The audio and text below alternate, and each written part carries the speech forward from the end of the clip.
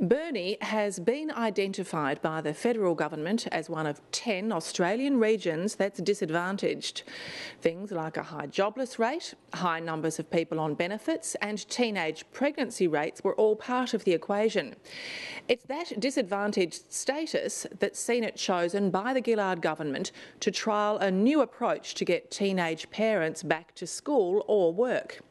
Linda Hunt visited Burnie to speak to those who'll be affected by a change that puts the onus on young parents to get moving or face losing their Commonwealth payments.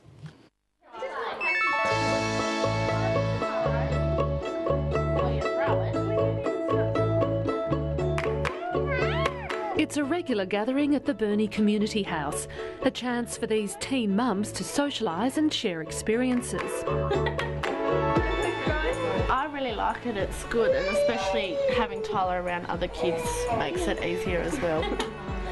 It's also an opportunity to gain a few extra life skills. Like learn first aid about the babies, healthy eating, all that sort of stuff. It's really good. The Mothers Group is now working on creating a cookbook aimed at young mums.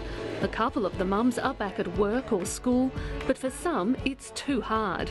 I'm back at work, which is a bit hard, like paying for childcare and stuff like that. I want over it. It's a bit hard for me to try and do it with being on a Centrelink wage and being a single mum. You've got to weigh up your options, like the cost of childcare against how much you'd earn and the hours that you have to work for. So at the moment it just doesn't work for me.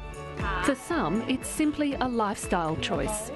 Well, I'm not ready to leave Layla at all, so I would feel very forced because like we have a very close bond, and I could not leave her to take her to childcare or anything.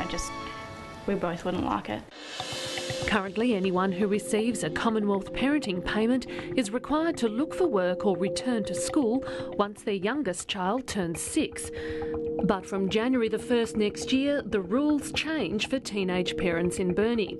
They're taking part in a federally funded pilot program designed to break the welfare cycle and get young parents back to work or school earlier. Participants must attend Centrelink regularly to work on a skills and education plan, which they'll start once their child turns 1.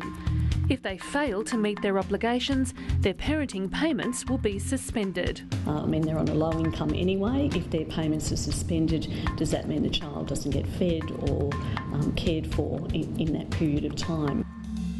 Tasmania's Commissioner for Children is concerned about the model being piloted. The commissioners are very clear that they're very supportive of young parents being re-engaged into education and ultimately into the workforce. But at what cost will that be to them and to the children that they have? An issues paper is being prepared, raising questions about the pilot's value.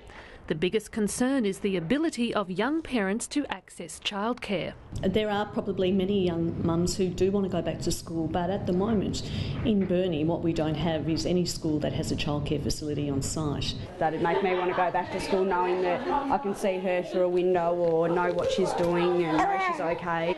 Burnie is one of 10 locations across the country chosen for the pilot. It's a region considered disadvantaged by the federal government, and that's reflected in the statistics. In Burnie, 48% of the population are on some form of Centrelink payment, compared with the national figure of 37%, while 5.1% are on parenting payments, compared with 3.2% nationally. Burnie's teenage birth rate is one of the country's highest at 48.3 per 1,000 births. The national teenage birth rate is 15 per 1,000. And we feel we're addressing all these issues. Council's got a good strategic plan looking forward. We've just had lately, we're working through the 2030 plan for our city, and we think we're working towards all this to addressing a lot of issues. Not everyone is so optimistic about Burnie's ability to deliver. The opportunities for employment for everybody in Burnie are fairly limited compared to other areas of the state. So that is a concern. We are hoping that we engage those teenage parents in further education, employment and training, but what would their prospects of gaining employment after that? Well, I've freaked out. Lots of people do. Gemma Houston found out she was pregnant at 16 and gave birth to daughter Isabella in November last year. The Year 11 student returned to school when Isabella was 3 months old. It was extremely important to me. I've always loved school and I didn't want to let having a baby stop that. The 17-year-old wants to finish school and study social work at university, but she says returning to study hasn't been easy. I didn't think it was going to be. It did end up being quite difficult for me to choose. Bella was 3 months when I started school again, so I didn't have much time to just stay and be her mum. But now I go to school every day and then I come home and I'm a full-time mum. We know that young mums are at risk of dropping out of education because of the particular challenges facing them. Anne McDonald is an integral part of Gemma Houston's support network.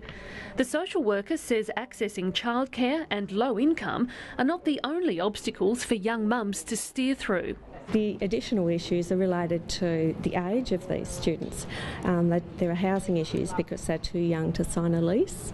There are issues related to transport because they're too young to drive. In some instances, they're not even old enough to sign up for the internet to do homeschooling. A lot of my friends who have had babies, they don't go to school because it's just too hard. It's too difficult for them to find care for their children, people to stay and help them with their work if they get behind. I mean, people need to have a choice if they want to do it or not. I chose to still be at school.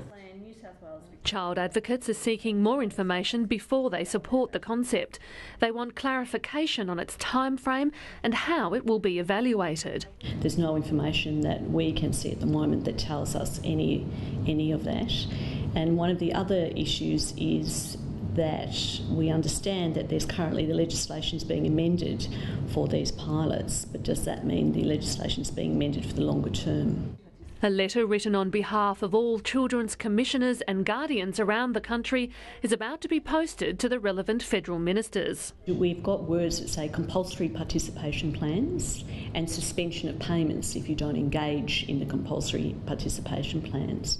But on the other hand, we've got a government who's saying this is about engaging teenage parents, this is about getting them to participate, and this is also about supporting them. So really we've got two different sets of words happening here. I think it's a good attempt at addressing issues for young people because statistically we have the highest pregnancy rate in Tasmania, but we just need to make sure we have the support services and the flexibility to assist these young mums.